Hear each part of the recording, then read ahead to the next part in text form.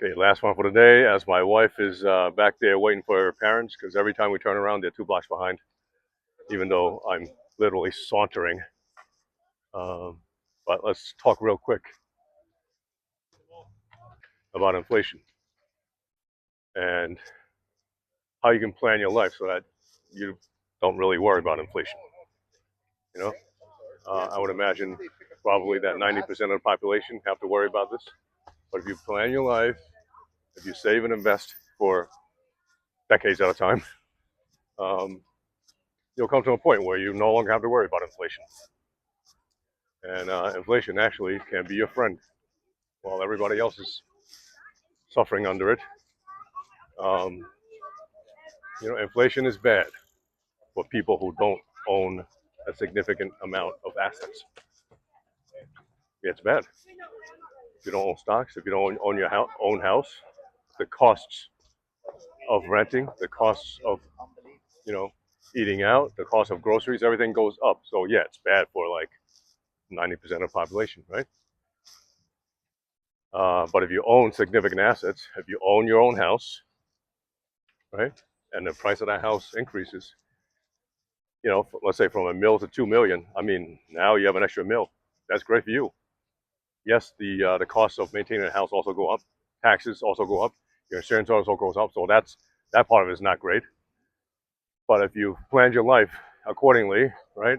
You've saved accordingly, then that increase should not really affect you because you already have an extra million from the increase from inflation on your house.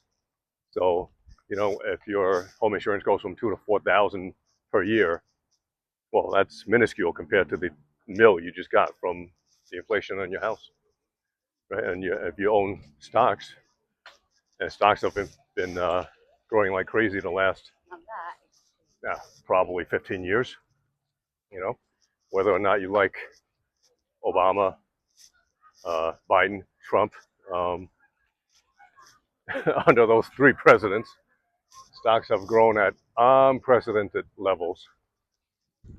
That's also part of inflation. So while people who don't save and invest, and they don't have anything in their 401ks, they suffer from inflation.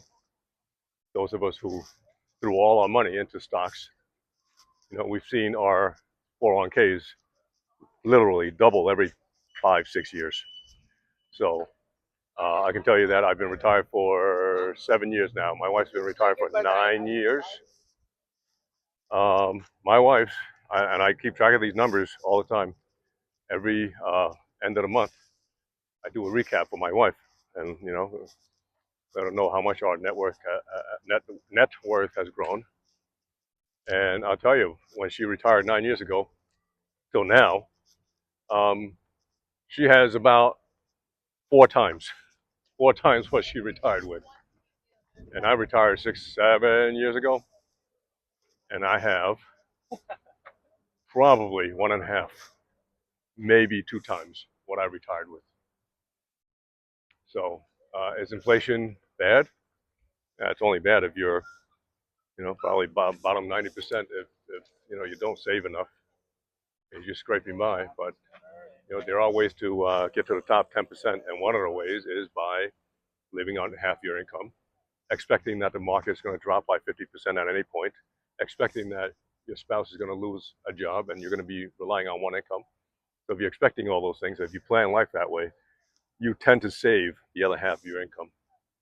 And when a crash comes, it really doesn't affect you.